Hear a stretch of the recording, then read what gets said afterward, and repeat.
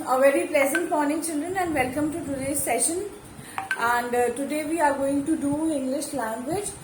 In English language, we are going to do classification of nouns. Now, children, before starting classification of nouns, let me tell you that in our day-to-day life, when we talk, we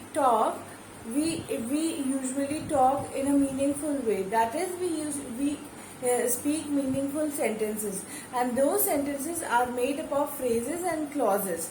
Now, in a sentence, there are sometimes the sentence is made up of different parts of speech. These parts of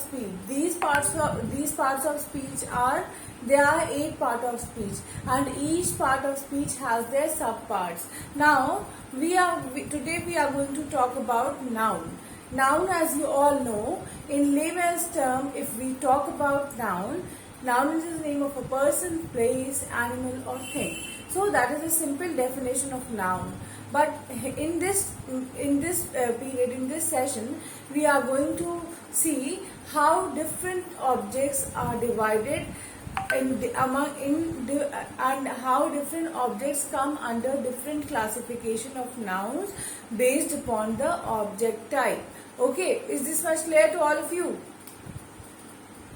Is this much clear? Is this much clear to all of you?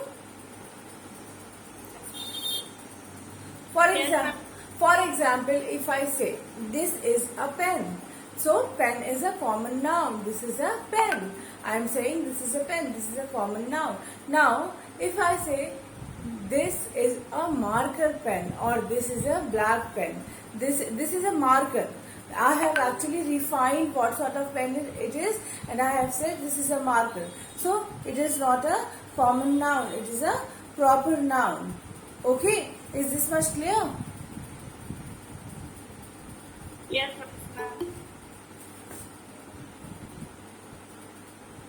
Now we are going to talk about the classification of noun.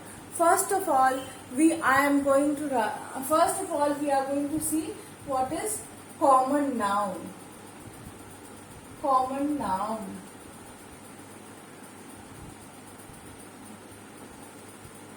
Now, children, when I say common noun, the first word common itself says something in general. Something general is known as common noun.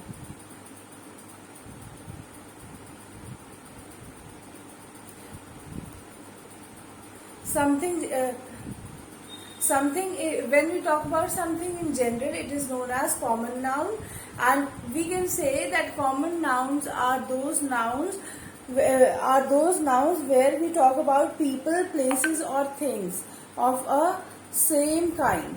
When we talk about people, places or a thing or things of same kind, for example, if I say, oh, that is a boy. So I am saying that is a boy because I am able to classify that object as a boy, because I know that boys are like that, and I know that all the boys are like that. That is why I am able to say, oh, that is a boy. So then boy becomes a common noun. So common noun is a name given to person, place or things of same kind. Name given to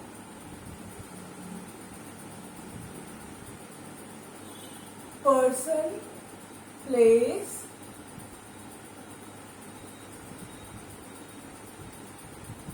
or things of same kind. So this much is clear. This is clear. Common noun is clear to all of you. Okay. Then next we are going to talk about proper noun.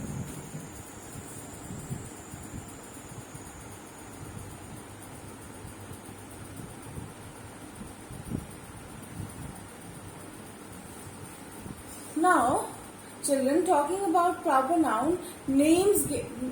Here we have said that in common noun we have said that common nouns are those nouns in which we talk about a group of people, things, or person, place, or things of same kind. But in proper noun we actually talk about particular, specific places, places, people, or things. Specific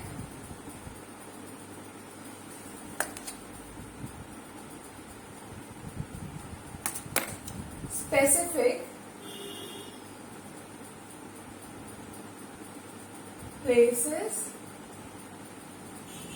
people, or things. Specific places, people, or things.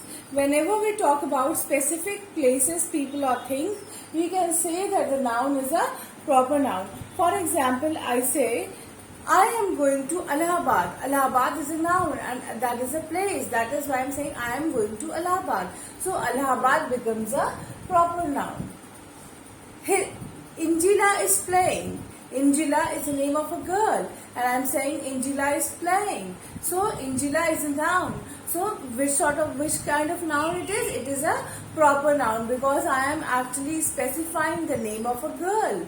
That is name of a person, that is Injila. And then I am going to Allahabad. I am specifying the name of a place, that is Allahabad. That is why Allahabad is a proper noun. If I say he is playing with a football, he is playing with a football.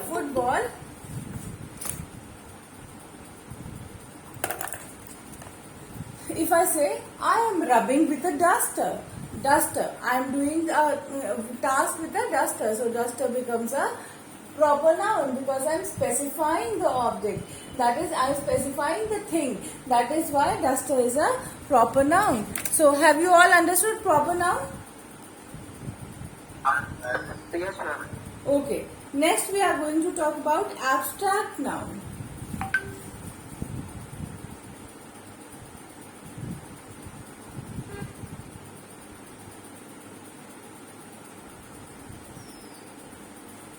Now, children, talking about abstract noun. What is abstract? Abstract is something which is not, which can only be visualized, which can only be imagined. So that is known as abstract. When we talk about the word abstract itself means something which can actually be visualized. Imagination. Abstract is imagination. Name of groups or collections of things.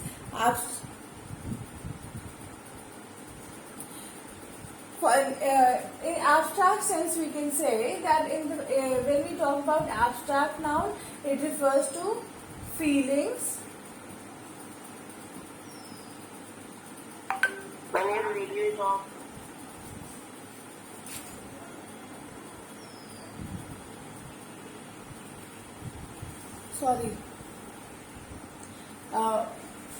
feelings, ideas, or emotions. When we talk about our feelings, ideas, or emotions, we can say that the noun is an abstract noun. That is, it is imagination. It is there in the abstract means something which is there in our imagination. It is not something which can actually be seen. That is abstract noun. Is this much clear to all of you? Yes. If I say he showed his anger, he showed his anger. Anger is you can say it is a emotion. Anger is a emotion. So I am saying he showed his anger. So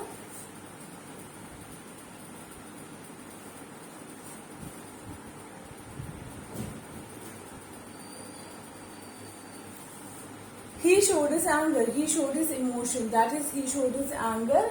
That is why that it is a feeling. That is why I can say categorically that it is an abstract noun. Is this much clear? Yes. Yes, ma'am. Yes, ma'am. The athlete displayed tremendous act of kindness, or the rich man displayed a great act of kindness. Act of kindness. Kindness is a abstract noun. That is a emotion that was being displayed. So anything abstract, when we talk about any abstract feeling, idea or emotion, that is known as abstract noun. Is this much clear? Yes, ma'am. Now, collective noun.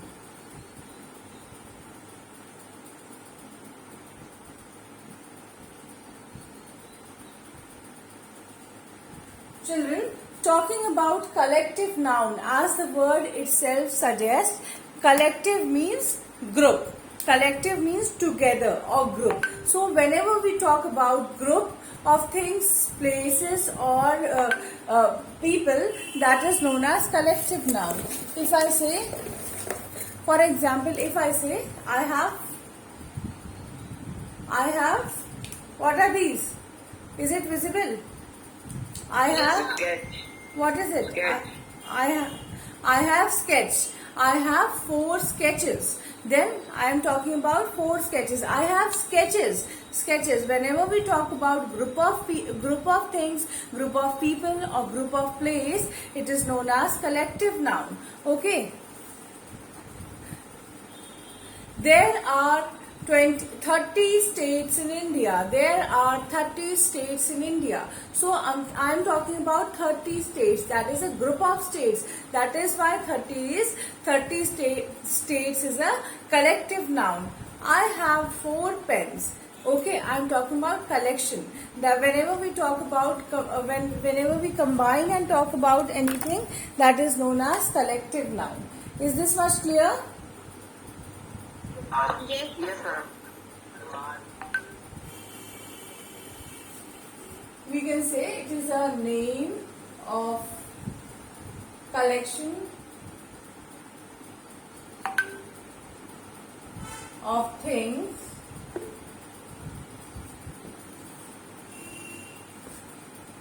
or group of people.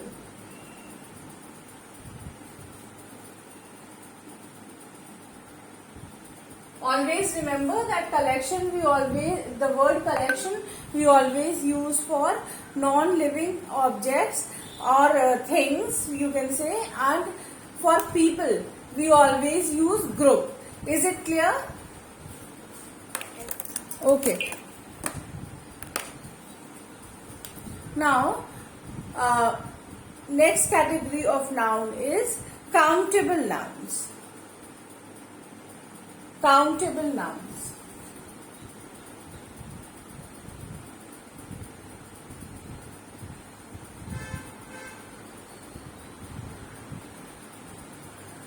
Now, as the word itself suggests, countable nouns means something, the number, countable number, finite number. When we talk about finite number, then we say about finite number of people, places or things. Then we can say that thing, that place or those people, they are countable. They come under countable nouns. Is it clear? Yes, ma'am. Yes, ma'am.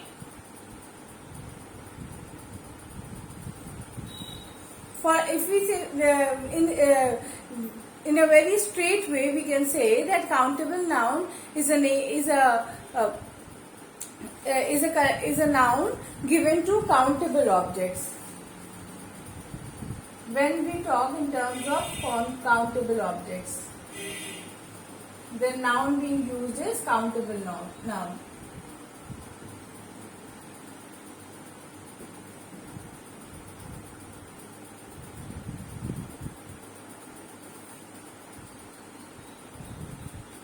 When we talk in terms of countable nouns and the noun countable objects, and the noun being used is countable noun. Is it clear? Okay.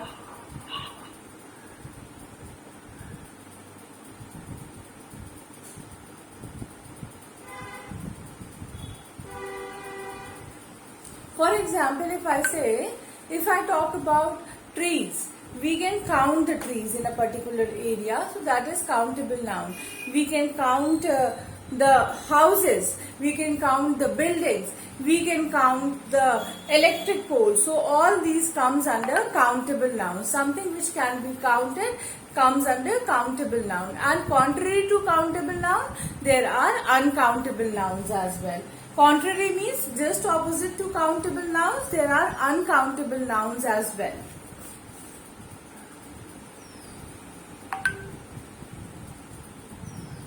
Uncountable nouns. Now, children, talking about uncountable nouns, we can say that the names of the things which cannot be counted comes under uncountable nouns. Names of the things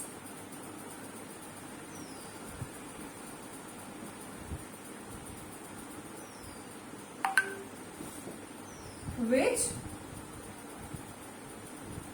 cannot be counted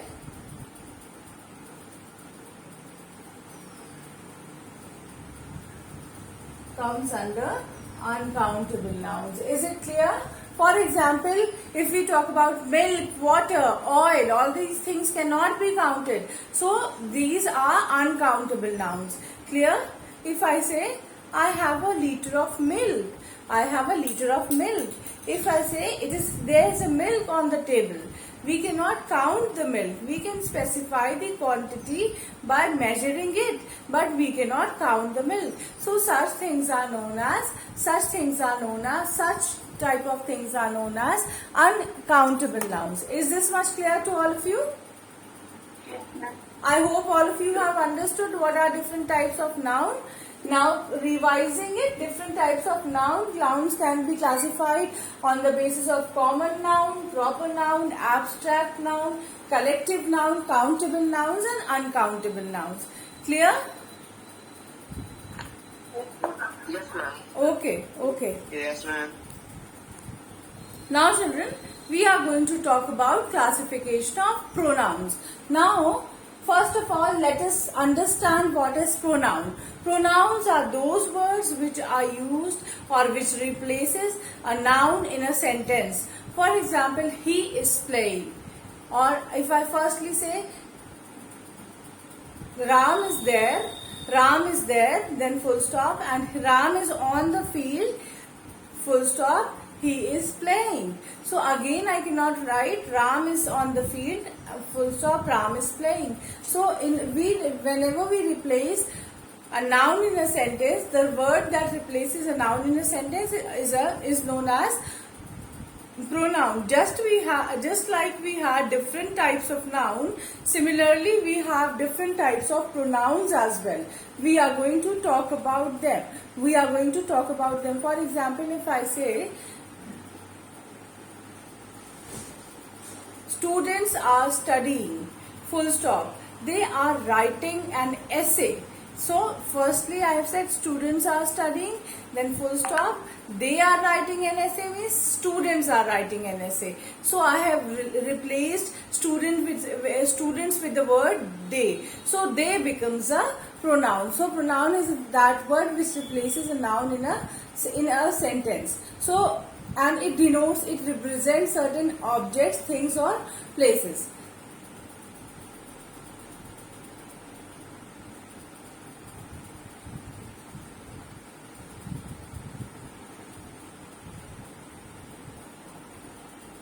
Now, classification of pronoun. Firstly, we can say that the first type of pronoun is personal pronoun. Personal pronoun.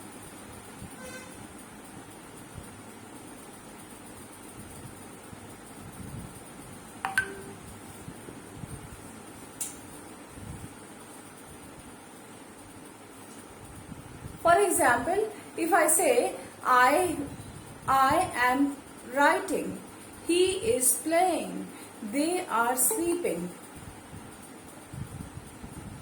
I am writing, he is playing, they are sleeping. All these comes under personal pronouns. I, you, he, we, they, me, him, us, etc.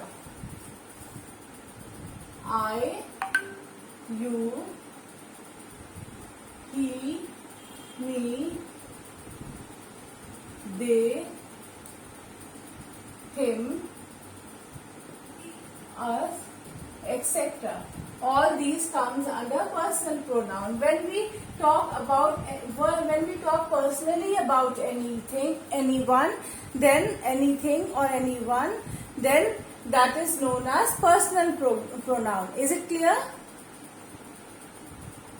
Yes, ma'am. When we specifically focus on anything, then that is known as personal pronoun.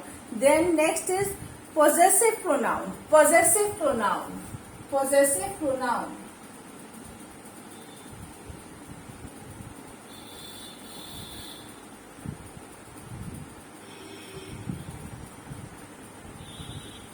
Possessive pronoun.